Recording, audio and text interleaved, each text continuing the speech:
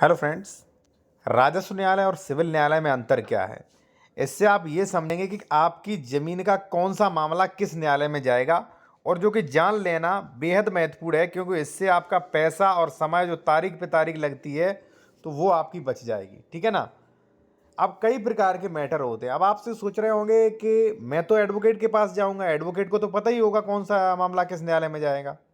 वो बिल्कुल सही है साथियों, लेकिन प्रॉब्लम्स कहाँ क्रिएट होती हैं कि आप लोग सिविल न्यायालय में चले गए, उन्होंने उठा के दावा कर दिया, लेकिन कुछ मैटर्स में सिविल न्यायालय को सुनवाई का पावर ही नहीं है। ठीक है। और सुनवाई कर भी लेता तो रेवेन्यू कोर्ट मानता नहीं है। ठीक है ना। तो इसलिए रेवेन्यू और सिविल न्यायालय में फंस के रह जाता है और किसी को न्याय नहीं मिल पाता कई लोगों को। ठीक है। तो वो आप समझेंगे। और जो सिविल न्यायालय कब सुनवाई नहीं कर सकता उसके बारे में पीडीएफ भी लाया हूं। ठीक है ना। तो जान लीजिए आप। और देखिए, अगर आप कोई भी कानूनी सलाह लेना चाह रहे हैं तो हमारा कॉन्टैक्ट नंबर वीडियो की डिस्क्रिप्शन में आपको मिल जाएगा। ठीक है। बेहतर कानूनी सलाह विशेषज्ञ द्वारा। ठीक है। या कोई डॉक्यूमेंट्स वगैरह चेक करवाना चाह रहे हैं। सबसे फर्स्ट है साथियों अवैध कब्जा संबंधी विवाद। ठीक है। अब मान लीजिए आपकी जमीन पर साथियों अवैध कब्जा है। अब अवैध कब्जा 100 खातेदार किए हैं। ठीक है। तो वहां पे बंटवारा होगा। पड़ोसी सह खातेदार की है तो सीमांकन होगा साथियों। और किसी ने अत्याचारी ने कोई अगर मान लीजिए कब्जा किए है तो वहां पे धारा 134 बेदखली होगा। और अगर ये खेती की जमीन है, कृषि संबंधी जमीन है, तो यहां पर राजस्व न्यायालय सुनवाई करेगा। ध्यान रखना, राजस्व न्यायालय क्यों करेगा सुनवाई। आप कहेंगे सिविल कोर्ट क्यों नहीं जा सकते, तो सिविल कोर्ट को पावर नहीं है। ठीक है। कृषि संबंधित जमीनी मामलों के लिए सिविल कोर्ट्स को ज्यादा पावर नहीं होती है। आप ये देखिए क्या कह रहा है। ठीक है। यहां यह भी जान लेना आवश्यक है कि राजस्व न्यायालय किसे कहते हैं। धारा 5 की उपधारा 2 के अनुसार राजस्व न्यायालय से तात्पर्य ऐसे न्यायालय से है जो कृषि प्रयोजन के लिए प्रयुक्त भूमि, ध्यान रहे, कृषि प्रयोजन के लिए प्रयुक्त भूमि, भाटक, राजस्व या लाभों से संबंधित वादों या अन्य कार्रवाई को ग्रहण करने की अधिकारकता किसी स्थानीय विधि के अधीन रखता है राजस्व न्यायालय। ठीक है ना।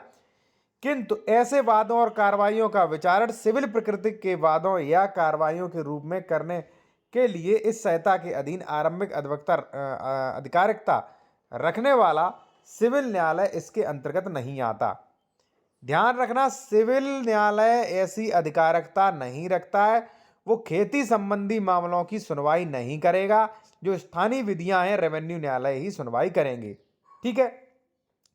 अब मैंने आपको क्या बताया था।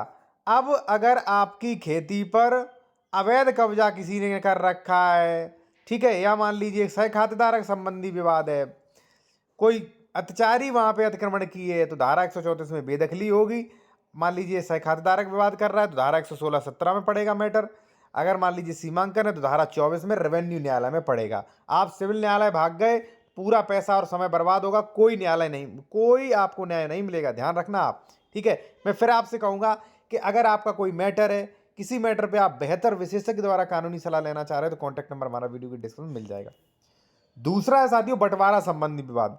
अगर बंटवारा खेती संबंधी का है जिसपे लगान है, ठीक है, तो वहां पे ऐसी प्रॉपर्टी का बंटवारा राजस्व न्यायालय करेगा, ना कि सिविल न्यायालय। सिविल न्यायालय में जाना मत, पैसा समय दोनों बर्बाद होगा। तीसरा दाखिल खारिज संबंधी विवाद है तो दाखिल खारिज रेवेन्यू प्रक्रिया है और रेवेन्यू न्यायालय ही करेगा, ना कि सिविल न्यायालय। ठीक है। चौथा रजिस्ट्री कैंसिलेशन संबंधी विवाद।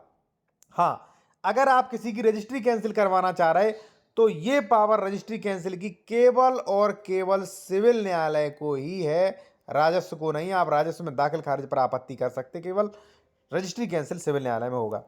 वसीयत संबंधी अगर वहां पे देखा जाए तो अगर खेती की वसीयत की गई है तो राजस्व न्यायालय, अन्य किसी की वसीयत की गई है तो सिविल न्यायालय। ठीक है साथियों।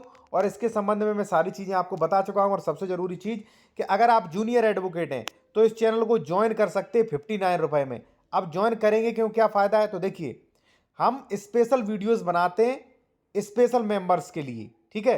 तो जो ज्वाइन कर लेते हैं तो ज्वाइन वाले लोगों के लिए स्पेशल वीडियोस बनते हैं, जैसे नए ऑर्डर्स के ड्राफ्टिंग कैसे लिखें, केस संबंधी एप्लीकेशंस वगैरह। और उन वीडियोस में कमेंट करेंगे तो आपको रिप्लाई भी मिलेगा।